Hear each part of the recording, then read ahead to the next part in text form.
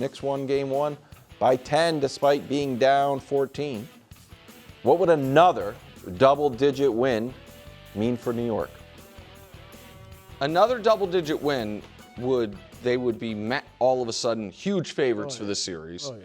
They would be in total control. It would be their 13th straight win. And while yesterday, I think during overtime, we got, I don't want to call it an argument, but we debated about if there is a difference between having one of the greatest postseasons ever and being one of the greatest teams ever. I believe there is a distinction there. Yeah. And I agree with Brew that in order to become one of the greatest teams ever, that is a multi-year accomplishment, even if we were talking about single-year teams. I know Wildes think that's crazy. I hate that with all my heart. I know you do, but I just want to... Or just legends. Right. I just want to kind of like set that aside for a second. Most dominating postseasons ever is, to me, closer to an objective question than an eye test question. And the Knicks, Dust, we can just roll through and do it slowly here if we could, where they already are. Longest win streaks in a single postseason ever. They right now are second. They would, even if they win tonight, they would stay second. They would have to... But they'd be second on their own. Second by themselves. 99 Spurs, 01 Lakers, 89 Lakers are with 12 and 11. The 17 Warriors that won their first 15 playoff games are in first by themselves. Roll the next one, Dust. Most double-digit wins in a single postseason. Now, I like this particular graphic because I think this speaks to the point I was making before, which is you can have one of the most dominant playoffs ever and not be one of the best teams ever. The 2014 Spurs and the 2016 Cavs are on no one's list for greatest teams of all time, but they are on some lists of the greatest postseason accomplishments or postseason runs. 2014 Spurs that by the end of those finals were, seemingly unbeatable. Obviously, the 2016 Cavs to beat the 73-win Warriors. And then 13 Heat were a great team, the 27-game winning streak. 17 Warriors, one of the greatest teams ever. The Knicks would hold that by themselves. Show the next one, Dust. So this is, I think, these are the greatest teams ever, for whatever it's worth. These are. And it's also the Knicks way ahead of them. Here's what I think is interesting about this, bro. 19 points. They are really going to have to earn staying on this list. Because losing one game by 15 hurts them dramatically. Yeah, like the 50-point win. Right, because it's a small number. Right, because it's a small number of games and it's point differential, so it's so they could win the championship and fall off this list. Does this one doesn't hit for me like or register for me like the other ones, just because I view this as a modern game. Games can get out of hand quickly. But it also like means you have to never get blown out and almost never lose. The 01 Lakers lost once. The 17 Warriors lost once. The 91 Bulls, I think, lost twice. The 71 Bucks, I don't have off the top of my head. So the Knicks... But they're way out ahead of because they've only lost twice and they were both one-point games. But, I mean, so it's just one of the most... If they do it again tonight, Brew, they are on the cusp of the most dominant postseason run or one of the most dominant runs in the history of the league. We will have to admit, I agree with a lot of what you said. They're special. Now, wherever we want to put them, rank them, this will, if they go up 2-0 and we assume they win the championship, this is a special team. And a lot of people may even want to, they've poo-pooed their path in the East. Mm-hmm. But look, and some might even say, it's a young Spurs team. Everybody was 22 years old and Wemby wasn't fully a man yet, whatever.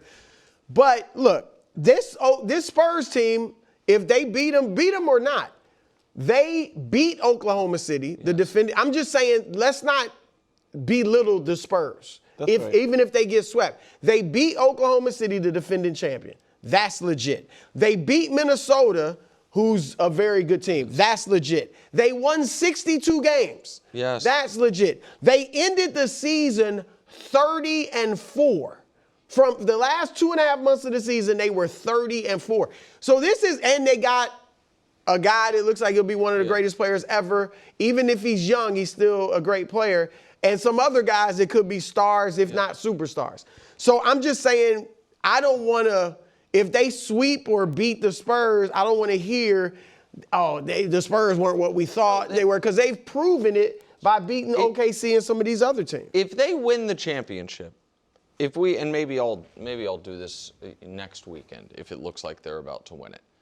If you stack up every champion since the merger, their paths to the championship, the teams they had to beat, I bet you this Knicks path would be right in the middle. Yeah. I think they had you know what I mean? They had a harder round one than most champions just by virtue they weren't a 1 or a 2 seed. Yep. So the Hawks are better than most, champions' first round matchup of an 8 seed. They had an easier round 2. They had, I think, maybe a slightly below average round 3, but the Cavs were considered a legitimate threat. Yeah, and they far tougher than stars on that team. Most champions don't have to beat a 60-win team in the finals. Right. You know what I mean? I think a tougher than normal finals opponent, and you didn't have home court. So the path thing to me for the Knicks, if they win it, is meaningless. And then you add to it, they did it. We're talking about them doing them all via blowout.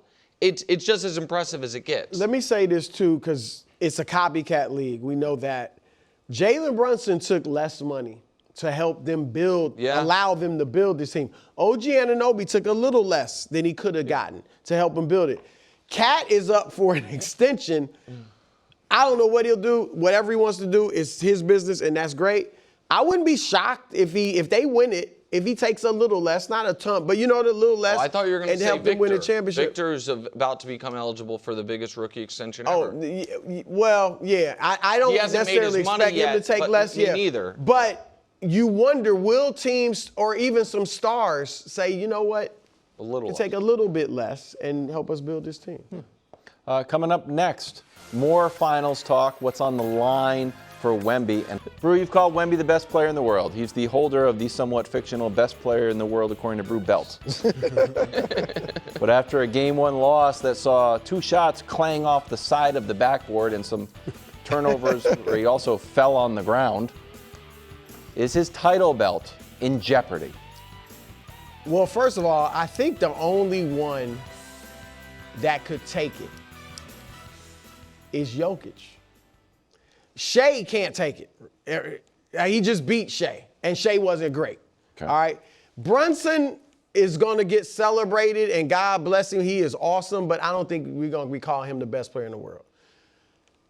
Giannis, Luka, you know what I'm saying? And even Jokic went out in the first round. And didn't play great in that series. Right. And so when you look at these two, I would say, obviously, Jokic is far more polished offensively. But Wemby's offense is much better than Jokic's defense at this point. Yes. And I would say Wemby's defense is on par with Jokic's offense. Both of them are at an all-time level. So I still could put Wemby ahead of him. I get a lot of people who've now said over the last few weeks, Wemby is the best player in the world. A lot of those people will say no. I would say going into next season now, I would be gobsmacked if Wemby is not the preseason favorite for MVP. He is going to be the preseason favorite for MVP, win or lose this series. He would be on that GM poll. He'll be the number one. He'll be everybody. Yeah. What player would you like to start a team with? He will be 100%. Yep. And I think this, Nick, even if those, and I would get it, understandably would say if they get beat, he's not the best player in the world right now. That is going to last an off season. He going to be the best player in the world next year. If he's not right now, next year with the experience of going through a finals, maybe having lost, because if he loses, this is going to force him to get in that weight room, to get a low post game, to use what he learned from Olajuwon, which I have hardly seen this season, right? Now, if he wins, he could do that too, but you win, you might not feel like you need to do it. If he loses, it's going to make him better. So if he's not the best player in the world, it might only be for an offseason. Chris, I think it's a little premature to say he's the greatest player in the league today. So who is it then? It's Joker. Okay. I would say he Joker. went out early. He went out early. You know, I like SGA still. I just think that, like, you know, before you give him that title, he has a little bit more to do, right? You got to get you an MVP. You know what I'm saying? You got to build a body of work, especially from a player's perspective, right? You know, for you guys, I guess you guys can throw around year to year who's the best player, but for us, we like to see consistency, a little bit of longevity. Like, when I think about greatest players of the, you know, in the league for a long time, is like a LeBron James, right? Taking this team to the finals 8 years in a row.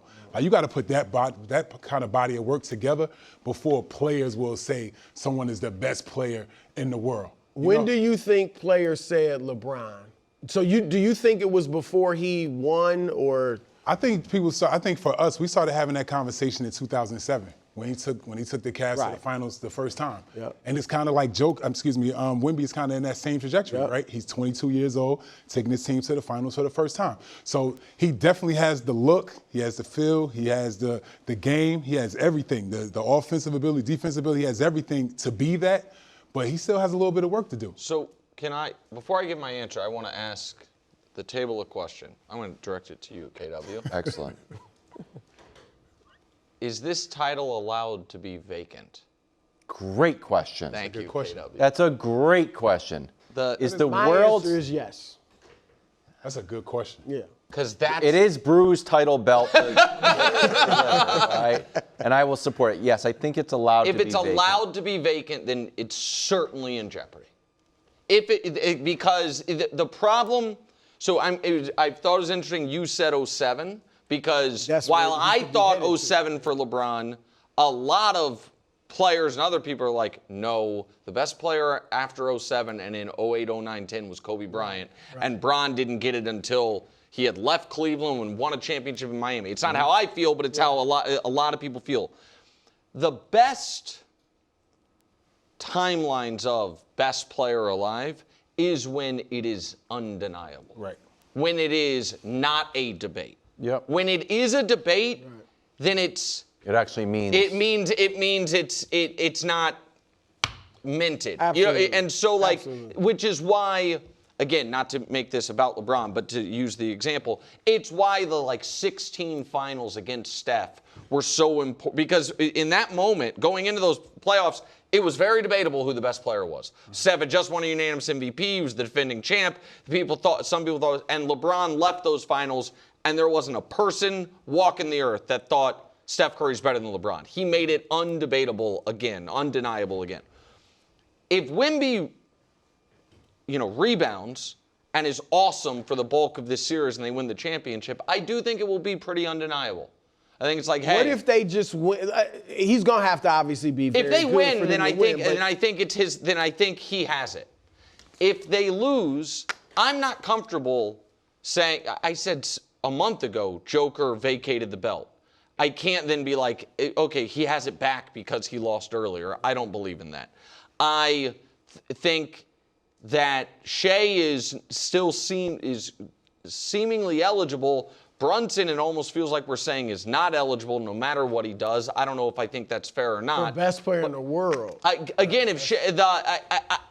he's the best player in the world, but he is certainly playing like the best player. And he's building the resume of one. Yeah, so I guess, we'll get to and so I just think that if they lose, and I don't see any scenario where Wemby is Herculean and they lose. You know what I mean? I don't see a scenario where it's like, man, Wemby averaged 34 a game the last 6 of the finals and they lost. So if they lose, it probably means he wore down, he wasn't great. Then I do think next year it's vacant. I don't think there's a best player alive. But I think he could still be the best player in the world and they lose. Honestly. Yeah. You know what I'm saying? So you think he could play great and the Spurs not win? Yes. Oh, that's interesting to me. See, I just don't. Just because, sometimes the support staff is just not there, right? And, there's no such thing as one person winning games by themselves. Oh, I agree. I'm saying this specific, this specific Spurs team, I don't look at as a one-man team at all. Right. I feel like they have a good enough supporting cast that if he's great, that they are. But I think you're saying if he's great and for whatever reason, Castle, Harper, Fox, they don't show up or whatever. Yeah. I mean, I would buy that, but I just think that's an unlikely outcome. All right, let's go. Can I ask you real quick? Yeah. Who do I think is the best? Yeah. Just to be a little more difficult. Sure. And argumentative, and just to stir the pot a little bit. this is a little, and I took this off of Chauncey when I worked with Chauncey. He said that when he won the finals and beat Kobe and Shaq and was the finals MVP, I'm like, did you feel like, he's like, he said something, and I don't want to misquote him, but it was something like, I wasn't the best player in the world, but I felt like I was. Yeah. And I'm like, yeah, I mean, that makes sense. You were the finals MVP, you beat Kobe and Shaq, you were like, you have every right to say that. And with Paul Pierce felt that way too. Right. In that moment, you are the But guy. but you are for the next 3 months until the season start, you are the. But if I have the gold medal swimmer, and I'm like, here's the gold medal I have, like, you're actually not the best swimmer. But Like, that's sure? an individual competition. That's a But what I would Okay, say it's a team swimming event. It's the relay. what I would say, and I think you would agree, with respect to Chauncey, and with begrudging respect to Paul, there was those were more collaborative championships. Those teams. This Knicks team is super collaborative, but Jalen's responsibility and output for this Knicks team outstrips Chauncey's for those Pistons. I mean, we'd have to get into the. Chauncey was the leader. Chauncey was the leader, but I think there were. I think there were. Don't you agree that for those Pistons and those Celtics, there were fans of those teams that debated who our best player is? Oh, yeah. So I don't think anybody debates who the Knicks' best player is. Right. No. That's I think a Now, lot of look, people thought Arnett was the best player. I don't think Rasheed Isaiah Thomas was ever viewed, as great as he was, as the best player in the world. He wasn't viewed as better than Magic or Jordan, even though he won those championships. And even though he beat them both en route to those championships. Yeah, I mean, Brunson. We'll talk Brunson about Brunson right now. 30 points for Jalen Brunson in Game 1. Actually only went 12 for 31 on the night. He heated up in the fourth, so he certainly can play better. Here's Josh Hart on his teammate. He's still underrated, in the league, and he keeps proving people wrong, game by game, series by series, playoff appearance by playoff appearance. As a friend and a teammate, it's funny because, he's one of the best players in the league, and you're happy that he's starting to get some, recognition.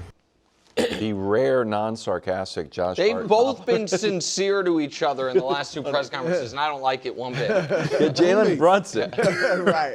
We downgraded this from best player to just the best guard in the NBA, but it stays in there, so maybe. Yeah, so listen. I would have said going into these playoffs, and I said during the Thunder series, during various moments of the Thunder series, that I think Luka's better than Shea. That I would have said at any point over the last 4 years that I think Luka's the best guard in basketball. Okay. Luka also just missed the playoffs because of a soft tissue injury. Last year I thought was good but not great in the playoffs.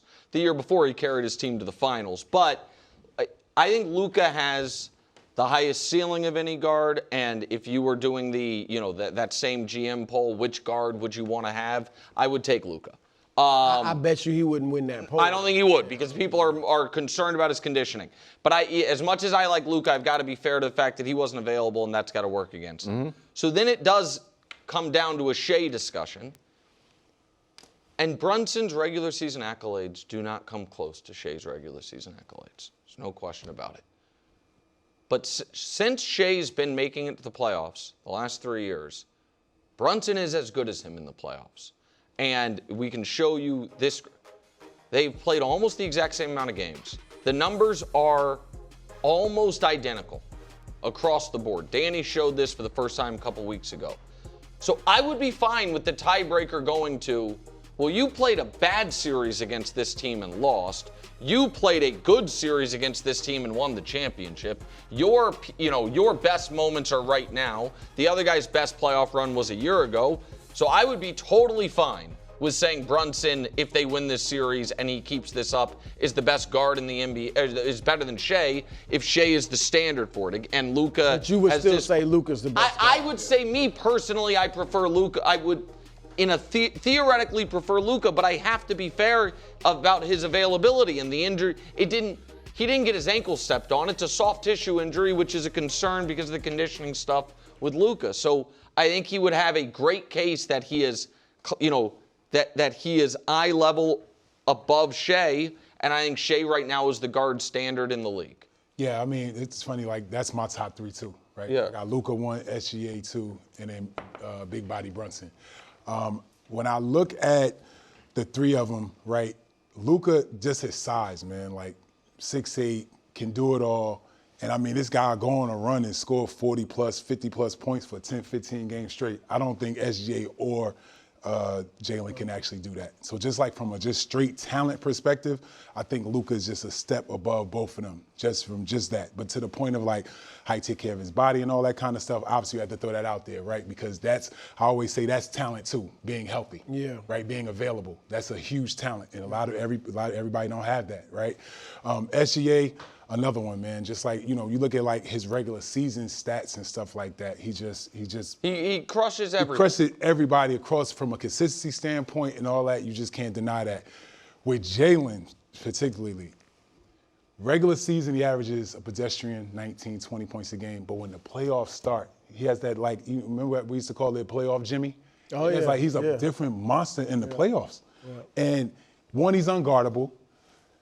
He's never afraid of the moment. Mm-hmm. He wants the ball at all times. It's funny, when you watch some of these guys, sometimes like these guys will score 8, 10 in a row and they're like tired. They can't go for that 7th possession. Yep. He wants the ball again. And he delivers every single time. So to me, talk about playoff basketball, he is the best guard this year in the playoffs, hands down. I feel you guys on Luka. I mean, individually, Luka's just phenomenal. But if I had to start a team between Luka and Jalen, I want Jalen. Wow. And I think that's because Jalen, very interesting. What they did with Mike Brown, with Jalen, get off. You can't do that with Luka. Like they said, okay, you're not gonna be ball dominant anymore. We're gonna put it in Cat's hands, run off some screen. You can't do that with Luka. And it's kind of like I think Allen Iverson is better than Steve Nash. But if I had to start a team, I would rather have Nash because he's getting everybody involved. So that it's kind of that type of thing.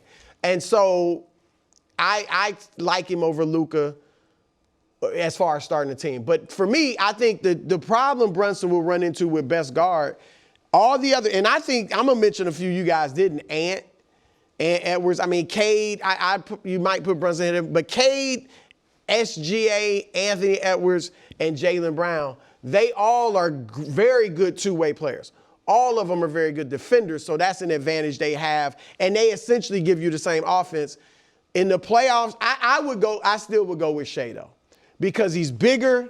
He's a 2-time MVP. He can play defense better. He's clutch. He's a clutch player, league of the year. Jalen buckets just hit different. They do. They just hit different. Like, they're right, a little Anthony more. Edwards, They hurt more. And all them. They just hit different. I would say SGA is still the best guard in the league. Can I ask a quick question? There's 60 seconds here. On Jalen's defense. I thought Draymond did an interesting thing when he defended Harden, kind of, saying that he blamed, when Harden was getting crushed by Jalen Brunson, he blamed Harden's teammates. He was like essentially saying, early with Steph, we just told him, don't give up a straight line drive, we got you. As long as you just misdirect him once, we got you. I don't know I am not sophisticated enough to understand the X's and O's as to what Mike Brown and the Knicks have done to make it so Jalen Brunson's not a defensive liability. But he's not. It's like Hunt Brunson. And when I say he's not, they are the number 1 defense in the playoffs this year. They were a top 10 defense in the NBA. I think the 7th best defense in the NBA this year. Right. So I agree if it were like a one-on-one competition, he would not be as good of a defender as Anthony Edwards.